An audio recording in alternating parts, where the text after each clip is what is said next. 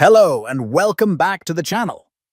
If you're looking to organize your hard drive and create partitions without the need for any third-party software, you've come to the right place.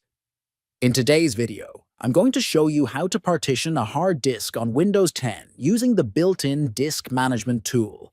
Whether you want to create a new drive for extra storage, set up a partition for a different operating system, or simply manage your space better, this method is straightforward and doesn't require any external programs or complicated setups.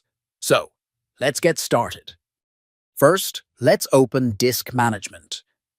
To do this, press the Windows key plus X on your keyboard, and from the menu that appears, select Disk Management.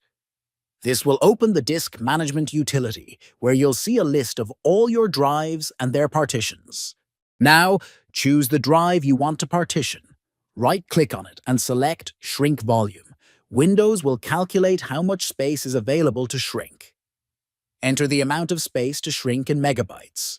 For example, 24 megabyte equals about 1 gigabyte. Here, some common conversions from gigabyte to megabyte. Click Shrink. You'll now see unallocated space in black. Right-click on it and select New Simple Volume. Click Next, then choose the size of the new volume. Click Next again, assign a drive letter and click Next. Choose a file system, usually NTFS, and give it a name if you like. Click Finish. That's it.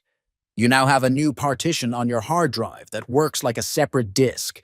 You can use it to store files, install programs, or even dual boot. Thanks for watching. If you found this video helpful, don't forget to like and subscribe for more tech tutorials.